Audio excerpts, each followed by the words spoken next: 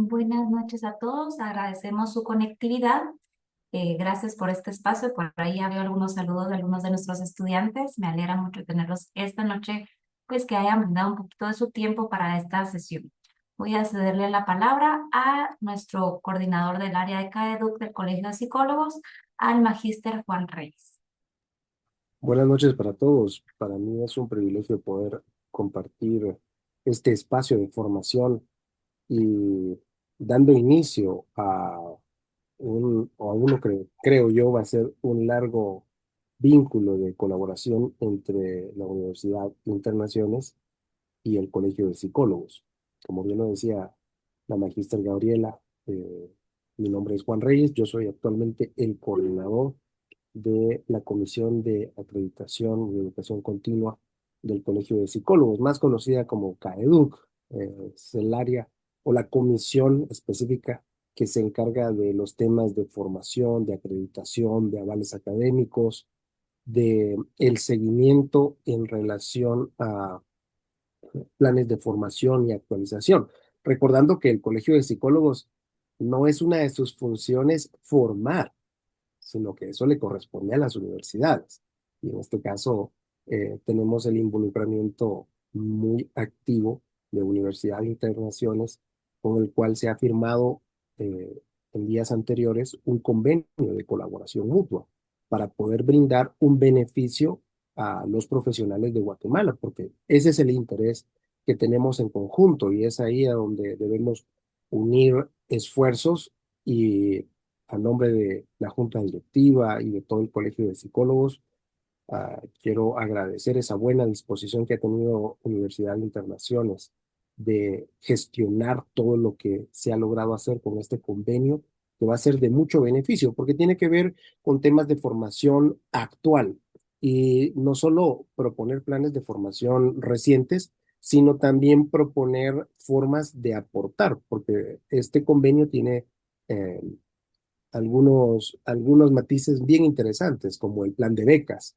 que van a haber algunas becas para que puedan ser parte, de repente uno quisiera o necesita, pero se sale un poco del presupuesto. Creo que este es un esfuerzo muy valioso que pocas universidades hacen y a nombre de CAEDUC yo me siento muy honrado de poder dar inicio a lo que va a ser este sistema de formaciones donde vamos a estar colaborando, pero con el fin principal de promover la educación. Es decir, no se engañe, ¿verdad? Un webinar no es una maestría, no es un posgrado, no es un doctorado, ¿verdad? Ya recibí un webinar, entonces ya soy psicólogo forense, ¿verdad? No, no funciona así. Esto es como tener una pequeña pincelada de lo que es. En este caso vamos a hablar de psicología forense. Y claro, aquí tenemos, ya la van a presentar a la magíster Pablo López, una excelente profesional con mucho tiempo de experiencia, ya la van a presentar despacio. Sin embargo, ella muy bien les dirá que no se aprende en una clase de una hora lo que es ser psicólogo forense, ¿verdad? Porque de repente ya lo he visto, ¿verdad? De repente yo recibí mi curso, entonces ya soy. No, no funciona así. Hay muchos elementos que hay que profundizar, desarrollar, que van de la mano entre el conocimiento y la experiencia, la pericia, ¿verdad? Que se tiene que desarrollar con el tiempo, con la formación adecuada, y en este caso es tener una idea de qué es la psicología forense, la evaluación en este caso de psicología forense que vamos a estar viendo hoy en este webinar muy interesante para que usted pueda decir, sí, esto me interesa, me sirve, es algo que yo necesito, y por supuesto postularse para una maestría, entonces ya formarse en esa área y claro, ya después les van a dar información al respecto, pero también existe la posibilidad que usted diga, no es lo mío o quizás no es lo que yo necesito formarme. Esta es una excelente oportunidad para darse cuenta de eso a través de profesionales con experiencia en el área y que nos pueden dar una vista previa de lo que es una maestría como las que tiene Internaciones a disposición de ustedes. Y con el colegio lo que hacemos es ese convenio para poder trabajar en conjunto. Bueno, yo quiero darles la bienvenida, vamos a entrar, así aprovechábamos en esta introducción para que todos se fueran uniendo. Vamos a dar inicio a este webinar que se está desarrollando en conjunto entre Universidad Internaciones y el Colegio de Psicólogos de Guatemala. El webinar está titulado como Evaluación Psicológica Forense con perspectiva en derechos humanos. Quiero darle el espacio a la magíster Gabriela Ávila para que pueda presentar a nuestra ponente de esta noche. Bienvenido. Muchas gracias a todos, gracias por esas palabras de bienvenida. Agradezco nuevamente la conectividad de todas las personas, de todos algunos estudiantes que logro visualizar por ahí. Y refuerzo también el tema que mencionaron, ¿verdad? El convenio que tenemos, el poder, nosotros creemos fielmente en la capacitación continua y por ende pues tenemos una serie de temas o dinámicas que realizamos para poder capacitar no solo al agremiado, sino a esas personas que todavía tenemos cierta incertidumbre a qué área me puedo especializar como psicólogo, ¿verdad? Entonces, si yo tengo la curiosidad de psicología forense, pues qué mejor que escuchar a nuestra ponente, ¿verdad? Que es una experta en la materia y que también es parte de nuestro claustro global. Entonces, la presento, como ya mencionaron, el tema de nuestro webinar, que es evaluación psicológica forense con perspectiva en derechos humanos. Nuestra ponente el día de hoy es la magíster Paula López, que voy a dar una pequeña biografía de ella, ¿verdad? Que es muy, muy corta comparada a la experiencia que ella tiene. Es una psicóloga forense, certificada en perfilación criminal, especializada en derechos humanos y de género, con más de 13 años de experiencia trabajando con diversas organizaciones internacionales y ha brindado atención psicoterapéutica a víctimas de violencia sexual. Actualmente también es docente de varias titulaciones, como es la maestría de psicología forense, de la licenciatura en psicología de la Universidad Internacional. Entonces, muchas gracias, Magíster, por estar acá esta noche y les cedo la palabra. Gracias a todos, bienvenidos y bienvenidas a este webinar. Y realmente estoy muy contenta de estar enterada de la gran audiencia que tenemos, así que espero que sea de beneficio para todos ustedes. Como indicaba el maestro Juan Reyes, que realmente estas son pinceladas, es una breve introducción de que ustedes van a recibir también el por qué motivo es una psicología forense con perspectiva en derechos humanos.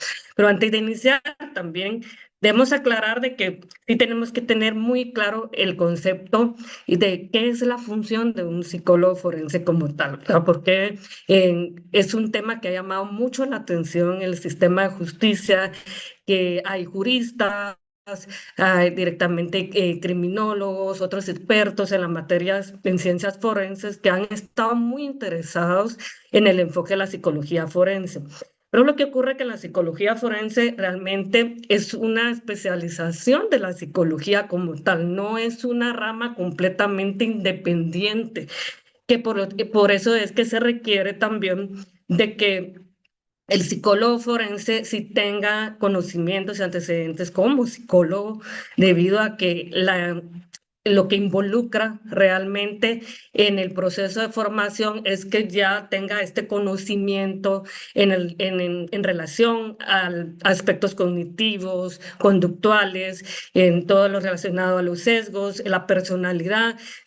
Como bien saben que los que son psicólogos son aportes, es un aprendizaje que requiere de años, que requiere entrenamiento y que requiere expertise para poder manejar estos temas. Y precisamente por eso también como parte de la psicología forense involucra la psicometría forense. Entonces, para involucrarse y empezar a aplicar aspectos psicométricos, se requiere muchas habilidades y se requiere de esta experiencia en relación al análisis del comportamiento humano, ¿verdad? Entonces ahí es donde entra esa diferencia entre esos aspectos. Por eso es que a veces abarca también como parte de las ciencias forenses, ya como investigación de ciencias forenses, se introducen las otras especializaciones. Entonces, precisamente por eso la clave es que si haya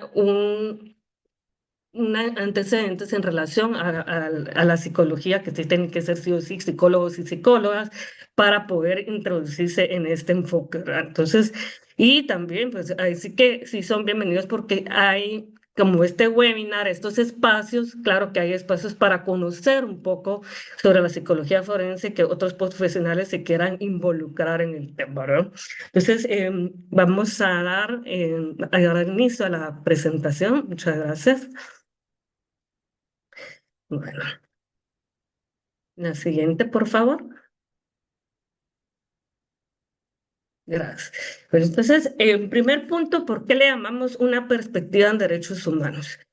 Esto ha venido con el tiempo. Bueno, yo les voy a explicar desde mi enfoque como consultora técnica y como perito independiente, no directamente trabajando desde una institución gubernamental, porque es completamente diferente el enfoque, el abordaje que requiere un psicólogo forense. Yo me recuerdo muy bien que cuando inicié el proceso de la maestría en psicología forense, siempre nos indicaban como que estaban enfocados solamente a las instituciones como tal, ¿sí? Y que a nivel de independientes, no muchos abogados requerían como de la intervención de un psicólogo y por lo regular sí tenían el apoyo específicamente de psicólogos clínicos. Pero surge también la duda sobre los psicólogos clínicos, el abordaje legal que requiere también este tipo de intervención de aspectos legales, como más que todo en el enfoque de los delitos, como por ejemplo agresión sexual, explotación, trata, otros elementos bastante complejos en los que el psicólogo clínico, pues obviamente dentro de su formación, tiene la experiencia en poder analizar, diagnosticar y brindar un tratamiento con base a estos aspectos.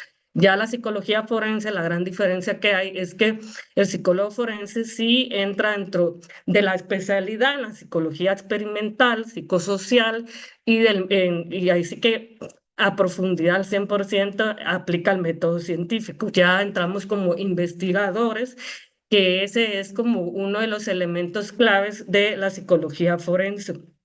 Entonces es por eso que entran estos aspectos, iniciando porque de los 7 años que llevo ya como psicóloga independiente, se ha sido muy difícil la participación de los consultores técnicos en la materia de psicología forense. Casi siempre los abogados defensores tienen que buscar la forma de poder asesorarse sobre ciertos aspectos, empezando, por ejemplo, con la entrevista psicológica forense. Cuando le llamo entrevista psicológica forense, no me refiero tanto o estar enfocado a un dictamen forense que realiza el INASIF, por ejemplo, sino que desde que nosotros tenemos contacto con víctimas, desde que nosotros tenemos contacto con el ámbito jurídico, ya es un enfoque forense. Entonces, a lo que le llamo yo una entrevista forense son estas entrevistas en circuito cerrado, los anticipos de prueba, que hay psicólogas abordando que sí tienen que tener especialización en psicología forense para poder realizar este tipo de entrevistas. ¿Por qué se involucran entrevistas? Porque cada entrevista, lo que obviamente vamos a necesitar de una entrevista semiestructurada va a ser la información con el objetivo que nos solicitan, la información de esta persona. Pero para realizar este tipo de entrevistas sí hay que estructurar, hay que ser muy personalizado. Y aquí es donde vamos a empezar a hablar de la perspectiva de derechos humanos. No estar adaptado a este sistema en que una guía o un protocolo es para todos, o sea, es parejo para niñas, adolescentes, parejo para mujeres víctimas, y que con el tiempo no se ha estructurado de una forma personalizada. Entonces, desde ahí es que también nosotros tenemos que conocer esa especialidad de cómo asesorar a los abogados.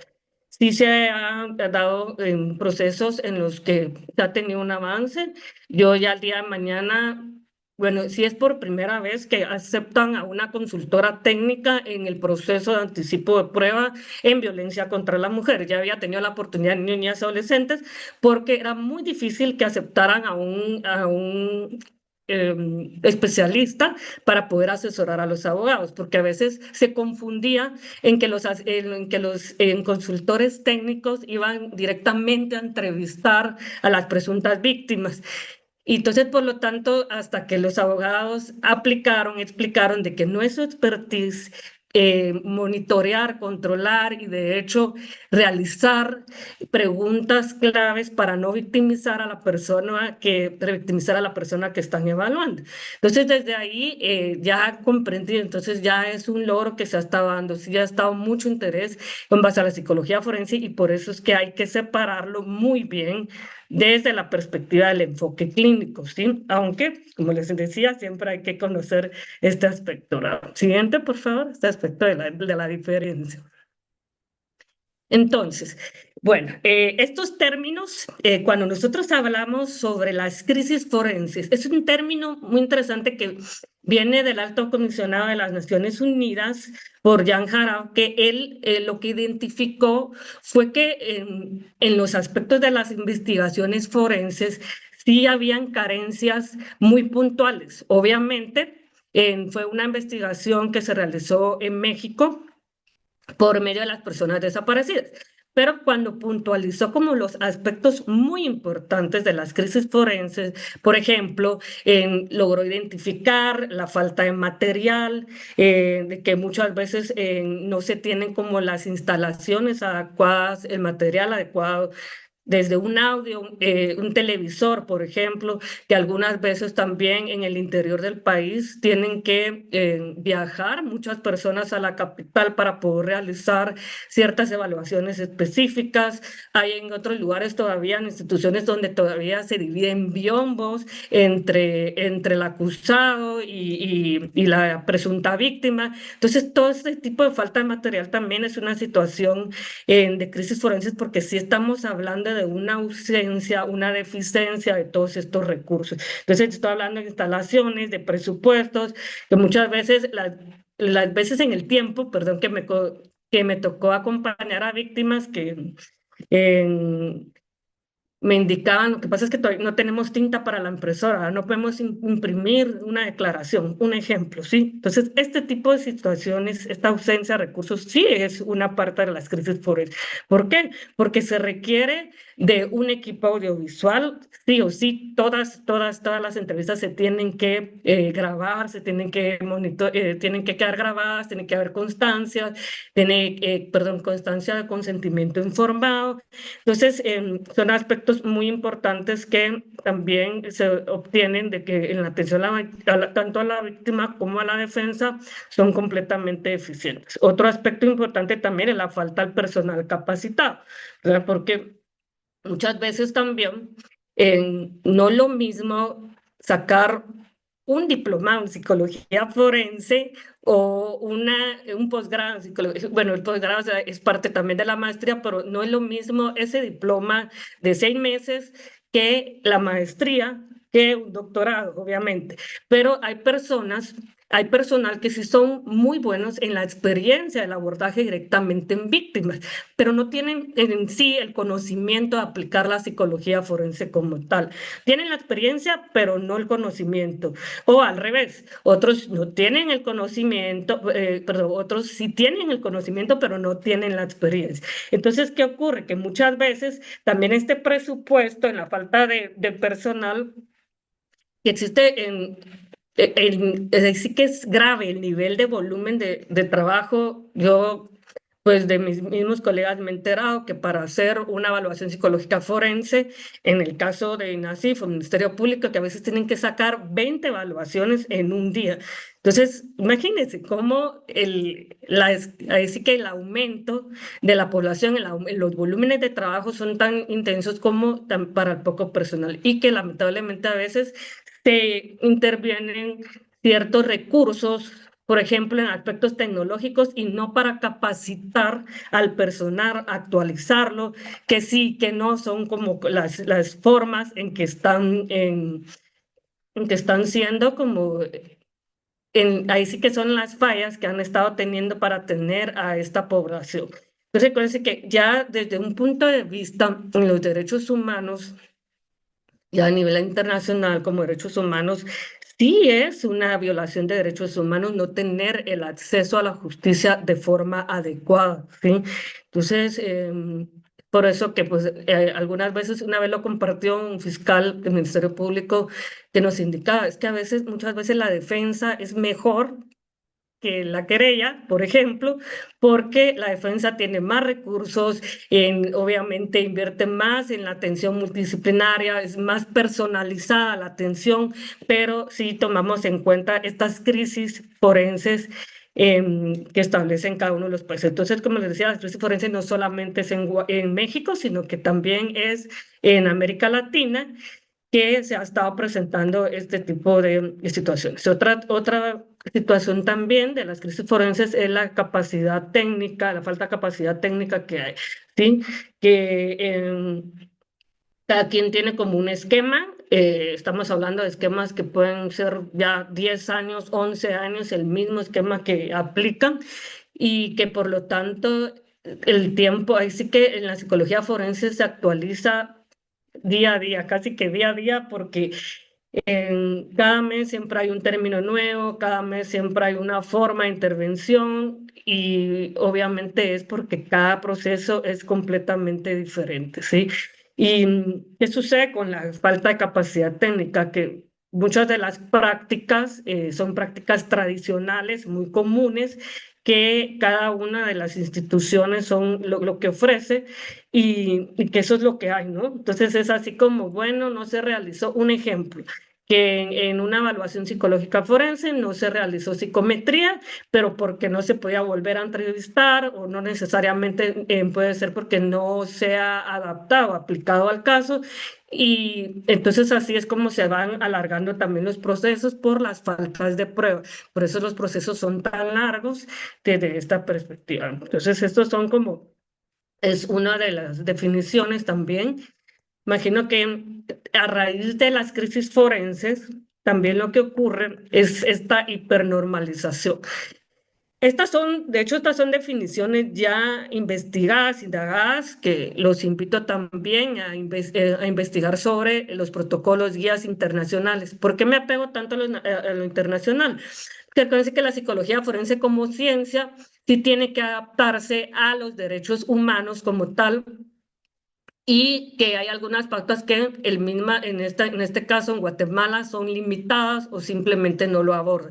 Como les explicaba, la experiencia que va a tener el día de mañana, en la ley en Guatemala siempre especifica que el consultor técnico puede participar en todo el proceso, en todo el proceso penal, ¿sí? Pero que y, sí,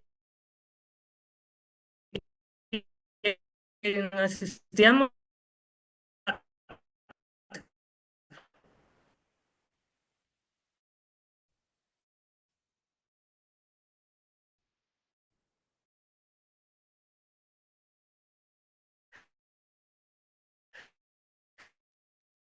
Creo que hemos perdido la conexión de la maestra Paula, solo que le demos un par de minutitos para que vuelva a tener la conectividad del internet. Puede ser que se haya cortado la señal, como bien dicen por ahí. Mientras ella regresa, solo hago mención sobre el tema de los diplomas, ¿verdad? Que se van a estar entregando. Nosotros automáticamente la plataforma estará validando que ustedes tengan al menos un 60% de conexión, es decir, que estén durante el 60% de lo que dura este webinar y automáticamente les llegaría un correo con el diploma de asistencia. Este correo pues puede llegar a demorar entre 5 a 10 días, ¿verdad? Para que ustedes pues tengan esta información. También por ahí tenemos a uno de nuestros asesores que está brindando información sobre la maestría, porque si me interesa o me generó un poco de curiosidad de este tema, es probable que tal vez la psicología forense sea para mí. Entonces no hay ningún problema. Yo les compartiré también lo que es un enlace para que ustedes pues puedan ahí generar conectividad y que un asesor se ponga en comunicación el día de mañana. Y creo que hemos recuperado ya a la maestra Paula para que pues pueda continuar con el tema del Mil webinar. disculpas que No tenga sí, pena. mil disculpas, pero eso sí no está en mis manos. Pero bueno, entonces, ¿dónde me quedé? Hablando de la hipernormalización. Ah, bueno, está bien, gracias. Bueno, entonces, como les indicaba, en sí, el tema de la hipernormalización es esto, ¿verdad? De donde ya todo el sistema se acostumbra, ya es de oficio, ya es, ya todos tienen como una estructura específica, copy-paste, porque obviamente no hay tiempo, los volúmenes de trabajo son muy amplios. Entonces, desde ahí también esto se valoran como malas prácticas, porque debido a esto también ya involucra que hay realización de entrevistas en que pueden ser evaluaciones revictimizantes, cuando a veces solicitan ampliaciones en las entrevistas o cuando a veces solicitan otro tipo de entrevista más que obviamente tratan la manera que sea una entrevista única en el caso de las presuntas víctimas, pero suele suceder que cuando no se elabora en un protocolo adecuado para poder entrevistar y para poder realizar evaluaciones, se cometen estos errores en donde ya se identifican como implantación de recuerdos, contaminación del relato, también preguntas sesgadas, todo este tipo la entrevista muy subjetiva. Entonces, desde ahí es donde también son aspectos que se identifican mucho dentro de Guatemala también. Entonces, a través de esto, cuando también hacemos como que hacemos, pero no lo hacemos, es lo que hablamos nosotros como un teatro y simulación forense, ¿sí? Que es como que tratan la manera de que este, yo trabajé un tiempo en gobierno y que siempre solicitan una estadística de cuántas entrevistas fueron elaboradas, cuántas entrevistas se identificaron como tal. Entonces, a veces solo por llenar un número más de entrevistas se simula este tipo de situaciones, ¿sí?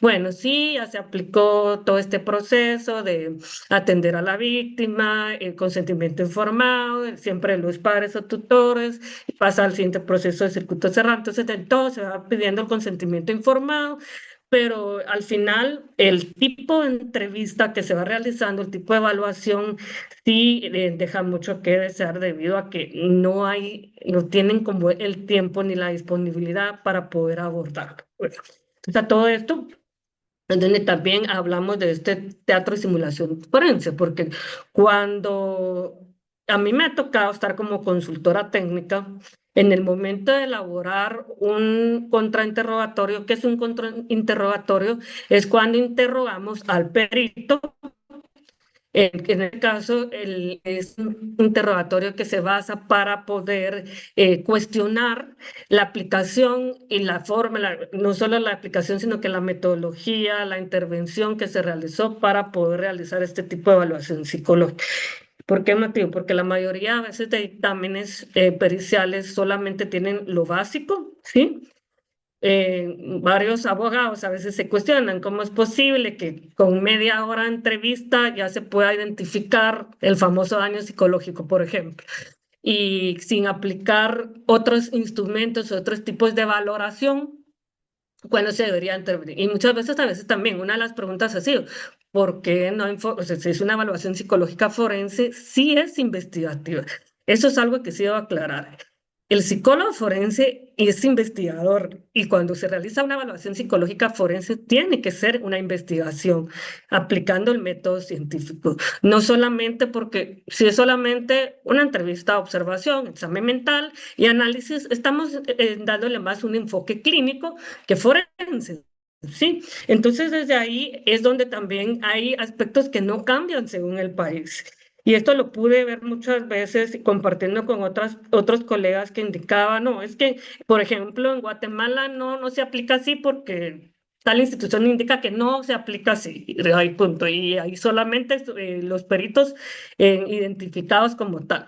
Y incluyendo también en colegas de Argentina que compartimos mucho en esta especialización de psicología del testimonio, ellos comparten todos los peritajes elaborados. La verdad que comparando a veces con otros países, no estamos tan desviados, por decir así, pero sí estamos bastante, o sea, sí hace falta mucho poder introducir la investigación como se debería en el proceso de investigación forense. Entonces sí han habido fallas en este aspecto desde la interpretación, y incluyendo también el tipo de entrevistas que se elabora, porque aquí la evaluación psicológica forense en el juzgado siempre está identificada como la prueba reina. Entonces, el hecho de que es la prueba reina, si en la evaluación psicológica forense indica que hay daño, es porque sí ocurrió, sí pasó, pero es cuando no hay otros medios de prueba. Entonces, es bien delicados estos aspectos para tomar en cuenta este proceso. Siguiente, por favor.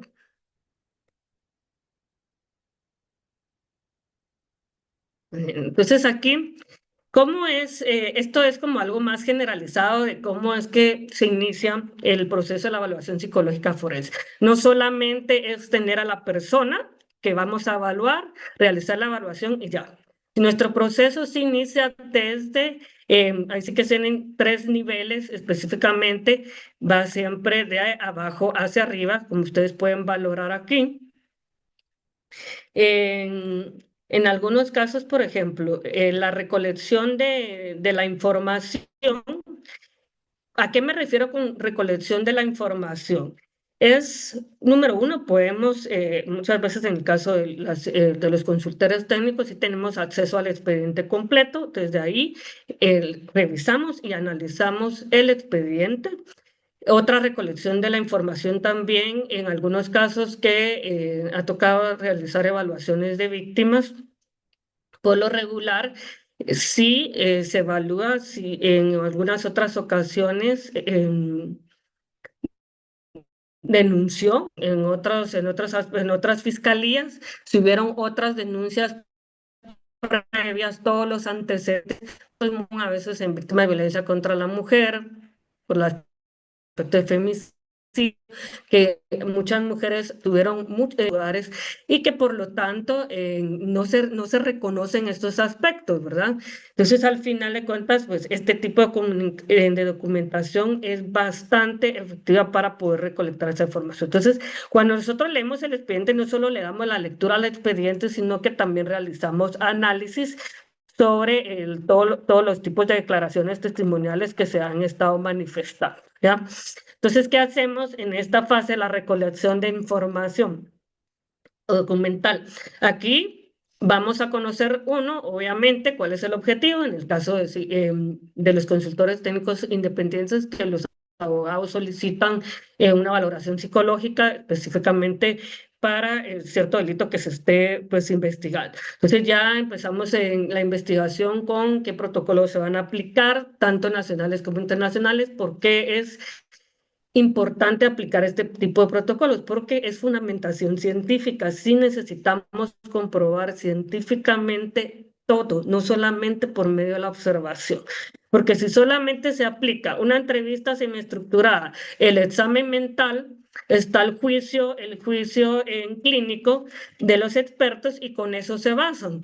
Y cuando a veces hemos cuestionado que por qué no hay aplicación de psicometría, que por qué no hay aplicación por qué no fundamentan todos los fundamentos científicos. Entonces, la respuesta que me dan es que no están haciendo una tesis. Esa es la respuesta que me han dado, que no es una tesis, sino que es una evaluación. Entonces, ahí entra la confusión de que quienes no han tenido un contacto con un informe psicológico forense real, no es un reporte clínico, no es un informe clínico forense, sino que es un documento, o sea, solo imagínense, hay evaluaciones psicológicas forenses de 50 páginas por el tipo de intervención que se realiza.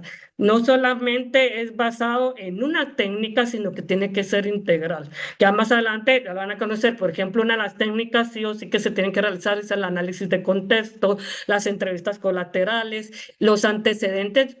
No me refiero a antecedentes específicos del proceso, sino que todos los antecedentes que pueden estar relacionados a las situaciones. ¿Por qué? Porque también como parte de la recolección documental, aquí es donde nos funcionan todos estos aspectos para poder determinar las hipótesis, para poder determinar qué tipo de instrumentos vamos a aplicar y qué respuesta vamos a tener en el momento de interpretar. Entonces, a veces el error que se comete es que ni siquiera hay recolección de información, solamente hay acceso a una declaración testimonial, por ejemplo. De hecho, una declaración testimonial sirve también para analizar el relato. Y el análisis de relato es aplicar psicología del testimonio, porque la psicología del testimonio es otro aspecto que se involucra también entre la evaluación psicológica forense, en donde sí hay que valorar factores externos, factores internos, factores de suceso, que es donde se confunde a veces cuando la persona que está entrevistando menciona un ejemplo, emociones y sentimientos relacionados al supuesto hecho, ¿sí? Cuando esas emociones y esos sentimientos pueden tener antecedentes relacionados a factores externos, internos y de suceso. Entonces, son aspectos muy importantes que deben tomar en cuenta, ¿sí? Bueno, cuando ya nos involucramos al segundo nivel, que es prácticamente el análisis forense específico, aquí ya es interdisciplinario, ya nosotros podemos interpretar esta evidencia en, en el momento que ya tenemos los resultados de los instrumentos de valoración psicológica, donde ya tenemos estos resultados relacionados a qué evaluaciones aplicamos. Y las entrevistas también ya tenemos en algunos casos también hay un tipo de valoración testimonial en el caso de niños, niñas y adolescentes, que sí hay que valorar a nivel cognitivo, porque muchas veces por el nivel de desarrollo es que algunos niños no hay una comprensión o puede ir marcado también la contaminación del relato, ¿verdad? Que eso es algo muy común de que ya hay que quitarse como esa idea, ese mito de que los niños no mienten o que los niños no se pueden inventar un escenario de agresión sexual. Recuérdense que sí hay antecedentes, hay casos. En el caso, por ejemplo, les voy a poner un ejemplo del caso de la guardería McMartin, alguno de ustedes tuvo que haber visto en el documental. Desde ahí empieza también el interés por la valoración y el análisis del testimonio de niñas y adolescentes, porque fueron 60 niños que denunciaron, en teoría, a una guardería que era una familia, y los 60 niños hablan como de, o sea, ahí sí que la misión del testimonio se relacionan a una misma situación, solo que cada uno hablaba como, algunos hasta indicaron que fueron víctimas no de trata de personas, sino que sí indicaban que prácticamente estas familias sí eran, que aplicaban, es que eran pederastas, pedófilos, todo lo que son los que se involucran en infanticidio. Pero ¿qué sucedió aquí? ¿Qué sucedió? Solo les voy a contar breve qué sucedió aquí, solo para que vean también las malas prácticas. Lo que sucede aquí es de que hubo una terapeuta, entre comillas, que también ya después se dieron cuenta que se había formalizado o se había formado en un diplomado, si no estoy mal, que tenía que ver cómo tomar declaraciones en niños y niñas adolescentes que habían sido víctimas de agresión sexual. Pero aquí utilizaban en ese entonces los famosos títeres, los muñecos anatómicos, todas estas características, y cuando observan los videos, cada uno de los videos se centró en contaminar el testimonio de los niños, ¿verdad? Ese tipo de manipulación, interpretación que llevó a situaciones muy complejas. Este proceso tardó más de 5 o 7 años, que le implicaba era uno de los hijos por ser hombre. Entonces, desde ahí ya se empieza a determinar de que definitivamente sí, los niños pueden ser manipulados, pueden crear escenarios relacionados a violencia. Por supuesto que no es un porcentaje elevado, pero no nos podemos basar solamente en números como tal, sino que sí han habido situaciones de intervención en estos aspectos, ¿verdad? Entonces es por eso de que ya en el último nivel, cuando ya tenemos nosotros las opiniones, las interpretaciones, es cuando ya triangulamos la información. ¿Qué es una triangulación de información? Necesitamos obtener la recolección de la información, ¿sí? La aplicación de la metodología y de instrumentos y la fundamentación teórica. Entonces, en esta triangulación es donde nosotros ya podemos indicar que sí realizamos una evaluación psicológica forense, ¿verdad? Esta fundamentación científica tiene que dar. Siguiente, por favor.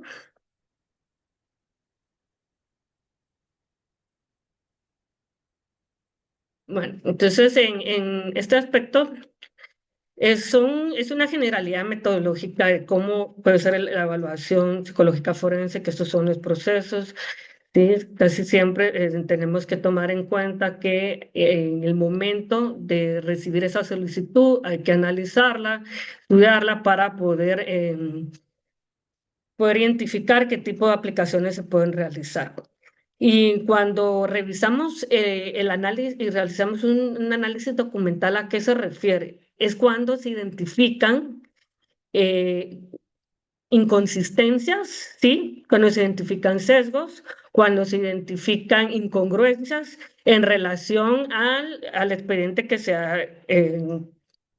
ha compartido. Obviamente, si se toma en cuenta que dependiendo la edad de la persona, la condición de la persona, no, entre las inconsistencias, en el caso de la psicología forense, no se enfoca tanto en el tiempo, fecha, sino que más en el modo.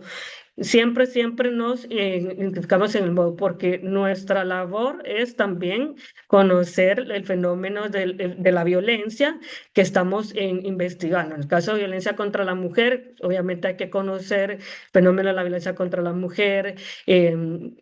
Solamente, así que hay varias metodologías especializadas que en algunos se basan en el ciclo como tal, otros en el bucle, que desde ahí se analizan estos patrones y esta motivación por el cual se pueden ir identificando ciertas congruencias e inconsistencias, ¿sí?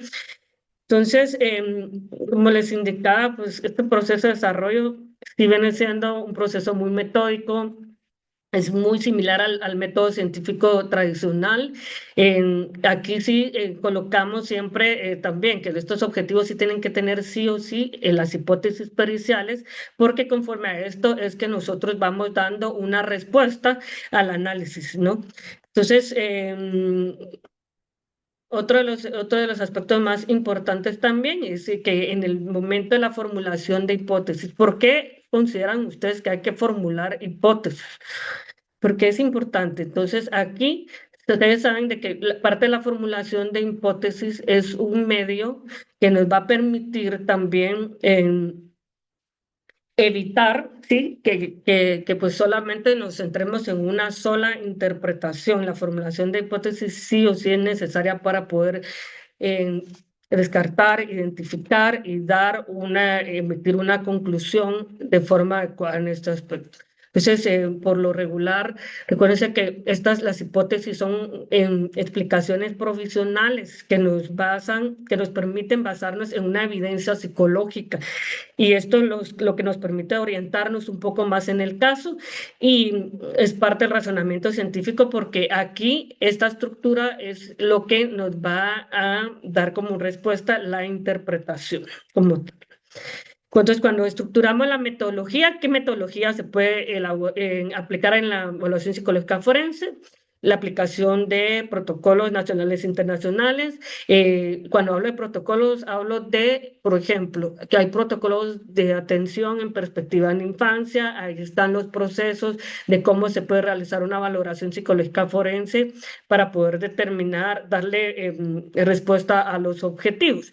También están los protocolos de entrevista, como les indicaba, el más famoso, que es el protocolo de entrevista de Nietzsche, que de hecho Colombia acaba de realizar una adaptación de entrevista psicológica forense de Nietzsche adaptado a Colombia para que en este tipo de intervención pues fuera buenas prácticas, por lo mismo de que muchas veces este tipo de entrevistas que no estaban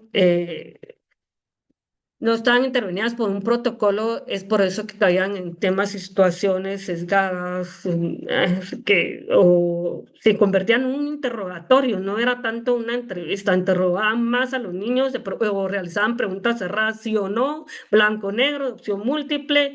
En algunas ocasiones se evitan las narrativas libres.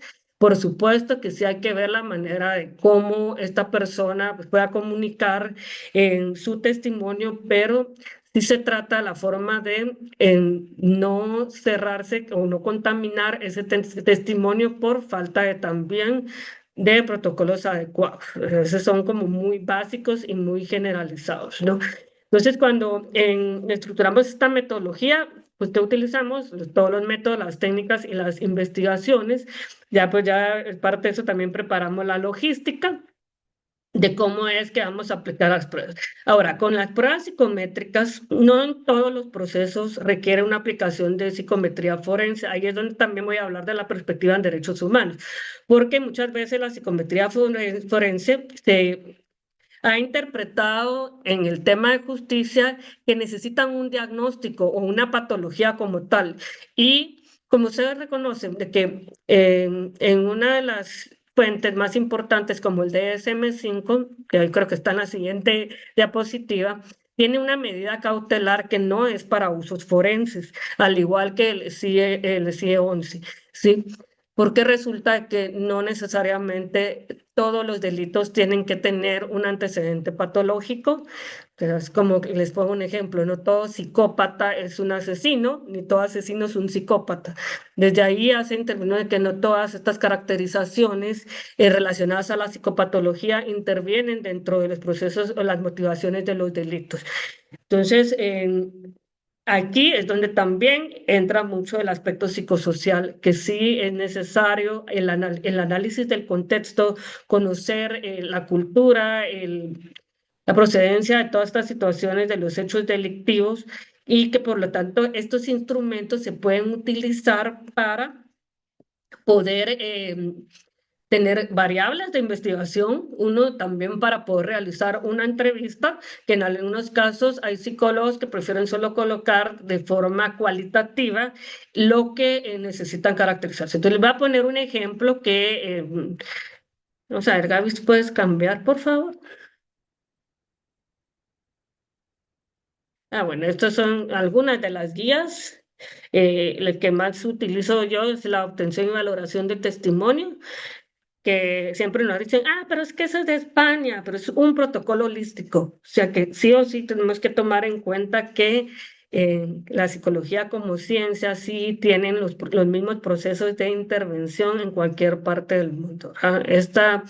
Este protocolo GELP lo que ayuda mucho es también a fundamentar por qué es necesario valorar el análisis del testimonio, qué caracterizaciones puede presentar y en relación a las preguntas que se han elaborado. Entonces, aquí hay otra de estas las guías de buenas prácticas para permitir la participación en el ámbito de justicia en niños y adolescentes, también el de discapacidad. Pueden ver, algunos son nacionales e internacionales. Y en discapacidad es muy común. Todos pintan que apoyan la inclusión, cuando lo que menos hay es inclusión. Nunca he visto yo un intérprete de señas, o nunca he visto yo un intérprete específicamente que sea especializado para la condición de la persona.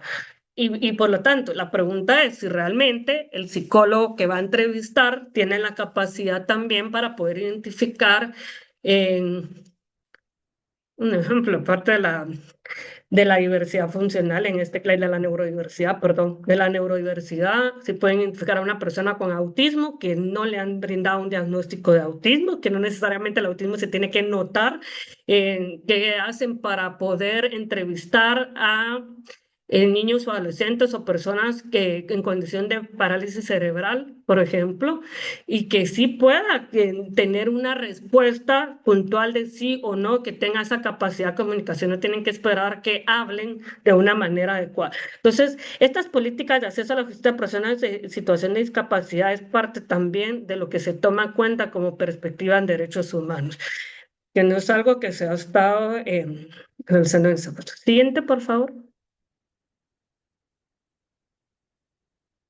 Bueno, aquí hablamos de la psicometría forense en, como les indicaba, en algunos aspectos importantes de que algunas veces cuando se cuestiona que por qué hay ciertos dictámenes o en el caso de evaluación psicológica forense que no tienen psicometría, que lo que indican es de que las pruebas psicométricas no están adaptadas a Guatemala, no están adaptadas a la población. Si ustedes investigan en TEA Ediciones, ahí están los baremos, que cuáles son las pruebas específicas que sí son adaptadas en Guatemala y a la intervención, al proceso de intervención. Entonces les voy a poner que sí hay hay, hay evaluaciones como, por ejemplo, el MMPI-2, que yo estoy más, es RT, no estoy mal, me recuerdo. Esta evaluación se enfocó en género también.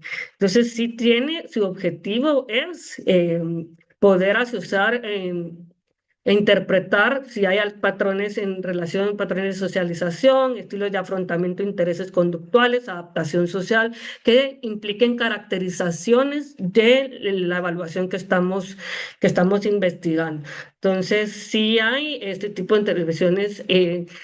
Si ustedes investigan cuáles son las evaluaciones, también están las escalas de nivel de riesgo que pueden aplicarse en la psicometría forense, pueden investigar que la mayoría son preguntas, es un interrogatorio, pero es con el fin de poder conocer estas caracterizaciones relacionadas al delito que estamos investigando. Sí, o, perdón, la función, en este caso, si hay violencia contra la mujer, en otros aspectos muy interesantes. Entonces, ahí no se mira, obviamente, pero esta imagen es solo para presentarles que así está como en la editorial TEA, y ahí pueden ver Guatemala, están bien puntuales las características. Y pueden buscar también en un protocolo de pruebas de ciencia aplicada. Yo creo que sí lo tienen en línea, que ahí también especifican cuáles son la fiabilidad y confiabilidad de cada una de las pruebas según el país, ¿verdad? Entonces es bastante interesante también puedan ir conociendo. Siguiente, por favor. En esta fue la declaración cautelar que les había indicado, que muchas veces la fundamentación científica siguen colocando el DSM-5. Obviamente el DSM-5 sí se puede identificar según la evaluación que nosotros vamos a realizar. Yo ahorita les estoy hablando de evaluaciones psicológicas forenses generales, por ejemplo, que estén relacionados a conocer el estado emocional de presuntas víctimas. Aparte son las evaluaciones neuropsicológicas forenses, que es también donde nos determinan, nos solicitan nuestra participación para poder identificar en procesos de interdicción, de hecho, para poder identificar también si la persona se valora por sí misma, es autónomo o si presenta alteraciones neurocognitivas si somos un aporte al proceso. Entonces, aquí sí es muy diferente, pero cuando utilizamos en situaciones de fenómenos de violencia, no es adecuado utilizar el DSM-5 en aspectos relacionados. Ellos mismos los tienen en su medida cautelar por la mala interpretación que se obtiene en los juzgados. Es que muchas veces, como les indicaba, por ser prueba reina, a veces los jueces, por un diagnóstico, es que establecen una sentencia. Específicamente en el diagnóstico, no tanto en las pruebas, ni en la motivación, ni en la dinámica, ¿verdad? Entonces sí, es bastante. Siguiente, por favor. Bueno, estos son conceptos muy básicos y muy claves que también se utilizan en la perspectiva de derechos humanos. ¿Por qué la debida diligencia? Esto se apega mucho a los estándares internacionales de que sí o sí todas las evaluaciones psicológicas forenses sí tienen que tener una rigurosidad técnica, tienen que ser objetivas. Algunas veces hay aspectos muy subjetivos de percepción o opiniones personales, como les indicaba, y esto lo compartí también con una colega argentina que indicaba que hubo un perito que le indicó que no fundamentaba porque ya tenía 15 años de experiencia, que no colocaba ni referencia ni fundamento por tener 15 años de experiencia, y que tampoco no colocó instrumentos porque bastaba con el juicio clínico. Entonces, ahí, la intervención, es que esto sí es funcional en la psicología clínica, pero en la psicología forense es una opinión profesional, no es una interpretación o un sustento de fundamentación científico como tal, ¿sí? Entonces, eso es parte de la debida diligencia, que también todas las personas tienen el derecho de poder ser investigadas, evaluadas por la profundidad de una manera adecuada, ¿sí? Para que el objetivo sea esclarecer los hechos psicológicos más relevantes dentro del proceso judicial. Y otros aspectos de que también el psicólogo tiene que aplicar estas metodologías científicas porque tiene que utilizar varias fuentes de información, que es lo que nos va a servir en la triangulación. Entonces, son aspectos de buenas prácticas. Y ya salió, por cierto, una guía para litigar con perspectiva en derechos humanos, que se llama Guía de Litigación DAR, si no estoy mal. Son de colegas también psicólogos forenses.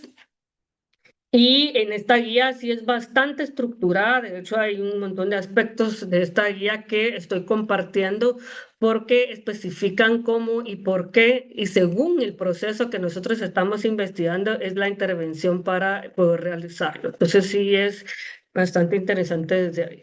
Bueno, entonces cuando hablamos del análisis de contexto, ya les expliqué generalidades, que sí hay que estudiar las condiciones sociales, relacionales, situacionales, que van ocurriendo en este fenómeno de la violencia, ¿sí? Como más o menos como la teoría ecosistémica, viene siendo como una teoría ecosistémica, pues necesitamos también en comprender la dinámica de la relación de antecedentes, de violencia o familiares o factores culturales. eh, es bastante interesante también este tipo de intervención, por eso hay que realizar también este análisis de contexto, que son otros de los aspectos muy... eh, esto también nos permite, por ejemplo, obtener el análisis del control económico, en el caso de violencia contra la mujer, si sabemos que es codependiente o no económicamente de la pareja, y si esta persona ha estado aislada completamente de la sociedad por mucho tiempo por ser víctima de dependencia económica, ¿no? Entonces son aspectos muy interesantes que el análisis del contexto nos valora. Entonces ya cuando hablamos del enfoque diferencial, en el siguiente punto, aquí lo que necesitamos es reconocer que todas las personas pueden experimentar hechos de forma distinta. Eso es algo muy común. Cuando observo algunos protocolos que indican violencia sexual, por ejemplo. Estas son las caracterizaciones como un tipo de perfilación que indican de que sí, un ejemplo, que en aspectos físicos, que sangrado o que presenta ansiedad, depresión, ideas suicidas, todas estas características comunes, pero no todos los hechos se experimentan de la misma forma.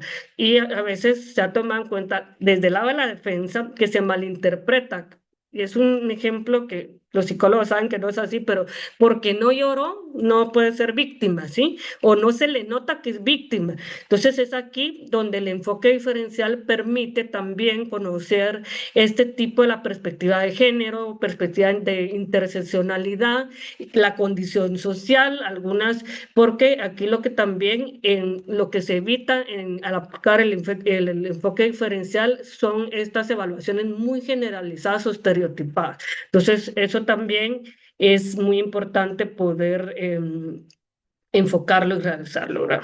Siguiente. Bueno, aquí voy a generalizar muy bien. Cuando hablamos de las dimensiones que se aplican en una evaluación psicológica forense, se debe tomar en cuenta que el objetivo de las dimensiones es de que tienen que ser aplicadas. Bueno, cuando hablamos de las formas técnicas, por ejemplo, que son todas estas dimensiones en donde se parte como que el papel es la gestión institucional en estos monitoreos de sesgos cognitivos, ideológicos. Entonces, lo que hacemos es que a través de las técnicas de protocolos y estándares internacionales incorporamos este enfoque diferencial. ¿Qué protocolos? La mayoría de los protocolos que les enseñé ahí, dependiendo del proceso, ¿sí? Las buenas prácticas son las guías de actuación que se toman en cuenta en esta dimensión técnica. Ya cuando hablamos de la dimensión crítica como tal, desde el punto de vista en cuantitativo, ¿verdad? Que muchas veces también sí hay que monitorear e identificar los sesgos cognitivos, ideológicos, y en algunas situaciones es donde se aplican el aspecto que les hablaba yo, de la interseccionalidad. Sí, sí hay que, desde ahí es ese enfoque. Y la metodológica, pues son aplicaciones técnicas desde protocolos nacionales, internacionales, el contexto, desde una mirada cualitativa. Ahora, es que estas tres dimensiones es clasificar en lo que nosotros aplicamos en el proceso metodológico. Siguiente, por favor. Bueno, aquí les comparto un breve informe, un esquema es de SICAR, si no estoy mal, que ese es el más común. De hecho, aquí, en este informe, en esta estructura del informe, faltan antecedentes. Que este tipo de esquema se puede utilizar para valoración del daño, para indicadores psicológicos, también, de hecho, en niñas y adolescentes, porque es importante colocar siempre estos aspectos. La discusión forense es donde ya involucramos toda la fundamentación científica por el motivo por el cual podemos dar respuesta a este tipo de las hipótesis. Les voy a leer una de las hipótesis forenses, solo para que tengan idea cuáles son algunas de las hipótesis forenses. Este es el caso de una evaluación psicológica que se aplicó a una niña de 9 años y a su progenitora. En una de las hipótesis es en la declaración testimonial corresponde a una experiencia vivenciada. La otra hipótesis es que si la declaración corresponde a una experiencia no vivenciada, pero sí obtuvo estímulos externos que afectaron su integridad y los sucesos manifestados se exponen a nivel de riesgo. La otra, los sucesos manifestados no exponen a nivel de riesgo, ¿verdad? Que son, fue una valoración que se realizó solo para identificar también en aspectos relacionados a vulneración de derechos humanos y por falta de debida diligencia, ¿verdad? Que aquí lo que sucedió es que cuando la mamá presenta la denuncia, como que no tenían suficiente información y la niña, pues obviamente, la niña en ese entonces no comunicó nada relacionado porque no le habían explicado el proceso y no es que se le haya negado, sino que simplemente no aplicaba al poder realizar una entrevista, ¿verdad? Entonces, ya después de la intervención, obviamente sí hubo una declaración relacionada a situaciones delictivas, ¿verdad? Siguiente, por favor. Muy bien, entonces aquí, cada vez que alguien realiza una evaluación psicológica forense con la indicada, sí se necesita la preparación. De hecho, solo hay un curso de evaluación psicológica forense que son 6 meses para poder dar este tipo de introducción, pero ya en la práctica es donde uno va mejorando estos aspectos y en el momento de aplicarlos. Por aquí siempre lo que yo les dejo a todos es de que ustedes tienen que imaginarse que hay un crítico experto y poco amistoso que está mirando por encima de tu hombro. Imagina que cualquier cosa que digas será tomada bajo la luz más desfavorable y utilizada en tu contra. Entonces, ante cualquier cosa que escribas, que investigas, imagina que será leído en voz alta de forma crítica ante un tribunal, ¿verdad? Que esa es como la respuesta cuando tenemos esa responsabilidad de poder realizar evaluaciones psicológicas forenses. Bueno, muchas gracias.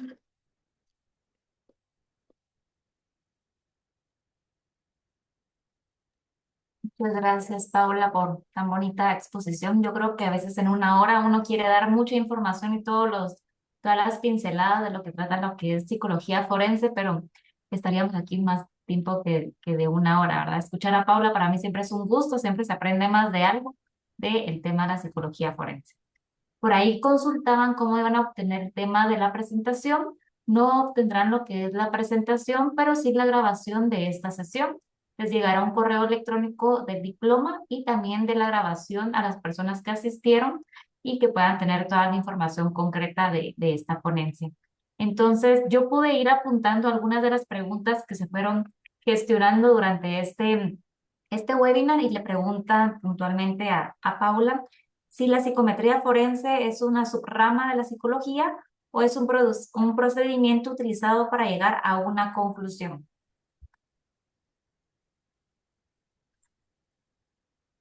Perdón, Gaby, es que se me congeló tu imagen. No vuelvo a preguntar, no sé si No me escuché. logran, sí, si me logran escuchar, por ahí tal vez. Excelente, perfecto. Dice, Sí, si la pues psicometría femenino. forense, no sé si me escucha Pablo, ¿sí? Sí, ya, Si la ya. psicometría forense es una subrama de la psicología o es un procedimiento utilizado para llegar a una conclusión.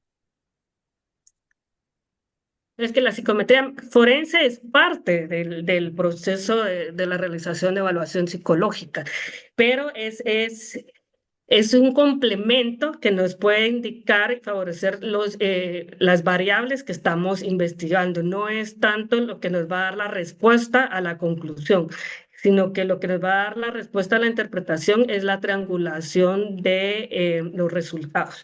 Entonces ya con la triangulación de los resultados es lo que nos favorece la psicometría, ¿verdad? Gracias, Paola. Otra de las preguntas es, ¿qué test están disponibles en Guatemala en el área de psicología forense? Bueno, los que he encontrado es el MMPI-2, de Aguín, Descuida, hay casi todos los que están en adicciones, que también está el de disonancias cognitivas, las escalas de nivel de riesgo, son las que se comparten directamente, pero hay algunos que a mí me los han compartido en ese caso, no es que los haya buscado directamente de adicciones, pero el único de adicciones es el MMPI-2 RT, ¿verdad? Pero sí hay otros también, el RCB, si no estoy mal, que esa escala es una escala de identificación, pero es de conductas psicopáticas, pero que lo que permite es brindar caracterizaciones relacionadas a presuntos agresores sexuales, ¿verdad? Esas son como algunas. Podría Pensé que Ahorita no tratar tengo a la de mano como todas recordar, las puntuales. Ajá, sí, es que son varias. pero ya tienen tarea todos los que están interesados al investigar qué pruebas están Sí. aquí en Guatemala vigentes para poderlas realizar. Al menos ya nos dieron una pequeña orientación. Nos indican también acá una pregunta, si un psicólogo forense es perito. El psicólogo forense es perito cuando está, o sea, puede ser perito de parte en el lado de la defensa, ¿sí? Como perito y como consultor técnico. Eso es lo que completa un psicólogo forense. Lo que pasa es que aquí en la ley de Guatemala solamente se identifican a peritos directamente los que trabajan en el Instituto Nacional de Ciencias Forenses, pero los peritos de parte son los testigos, hay testigos expertos y peritos de parte en la defensa, sí puede ser un perito, pero si el perito trabaja, pero a ver, si el perito participa como perito en la defensa, no puede participar como consultor técnico, porque el perito lo que hace es la evaluación psicológica forense y el consultor técnico lo que realiza es metapericia, contrainterrogatorio, otros aspectos, otros servicios que se atribuyen también a la psicología forense. Pero Gracias, sí. Pau. Más que preguntas, hay muchas felicitaciones por el tema, que fue muy corto el tiempo. Dicen de que ellos hubieran querido un poquito más. Es probable que tal vez en el transcurso del año tengamos algún otro webinar sobre este tema puntualmente para que estén pendientes tanto de las redes sociales del Colegio de Psicólogos o de las redes sociales de pues, la universidad, para que estén ahí pendientes si tuviéramos algún otro tema para poder exponer. Gracias por la información, dicen también, muchas gracias por la valiosa información aquí de la ponente. Yo creo que por temas de tiempo nos vamos a quedar hasta acá. De parte de la universidad le queremos dar las gracias a la maestra Paula por siempre brindarnos su tiempo y estar siempre en la completa disposición de tomarla en consideración para cualquier evento que tengamos, ¿verdad? Para nosotros es un gusto siempre contar con ella. También agradecemos a todas las personas que se conectaron. Yo sé que hubieran querido que Paula estuviera aquí hablando por más tiempo, pero es una pequeña pincelada para que conozcan un poquito sobre el tema de la maestría de psicología forense. Repito, ella es una de nuestras docentes también a cargo de la maestría. Por si quieren en algún momento conocerla, pues inscríbanse en la titulación. Están por ahí brindando también el enlace para mayor información sobre esta maestría. De parte de la universidad, simplemente me queda agradecerles y antes de cerrar, pues les cedo la palabra al maestro Juan Reyes para que también se pueda despedir de parte del colegio. Muchas gracias, Magister. Bueno, Qué importante la tecnificación de procesos, ¿verdad? Estuvimos viendo hoy, la buena disposición no es lo mismo que saber hacer y eso es muy importante. Hoy creo que la magíster Paula ha hecho una introducción de muy alto nivel sobre lo que es la evaluación psicológica forense. Y creo que aquí viene mucho, quizás redundante, pero importante, el uso adecuado de los protocolos, ¿verdad? Y lo que hemos visto hoy solo nos lleva a la necesidad de aprender más. Así que si usted está involucrado en estas áreas o interesado en desarrollarse en esta área, debe tecnificarse y por eso debe estudiar. Y solo voy a cerrar mencionando algunos elementos del convenio que se ha hecho entre el Colegio de Psicólogos y Universidad de Internaciones. Es un convenio que tiene validez de 2 años, se firmó por 2 años y es importante porque no solo beneficia, les hablaba de el programa de becas de 40 y 60%, aplicable no solo a los psicólogos, sino también, y aquí me parece muy interesante esa firma que se hizo entre la Junta Directiva y Universidad de Internaciones, que tiene que ver con el beneficio no solo para los psicólogos, sino también hay un beneficio para las familias, porque también está familiares del segundo grado pueden beneficiarse de este programa de becas. Así que de repente usted dice, pues tal vez no de psicología, pero de otra área y me interesaría, pues como psicólogo usted podría darle un beneficio a su familia y eso creo que ya es un, un, un ganar a partir de lo que usted ya ha construido y lo que usted ha estudiado. Magíster Paula, ha sido un gusto. Magíster Gabriela, un placer estar con ustedes. Eh, Como bien lo dijeron, creo que nos vamos a estar viendo más seguido. A cada uno de ustedes, muchas gracias por su participación. Ha sido valioso los comentarios, felicitaciones, los aplausos.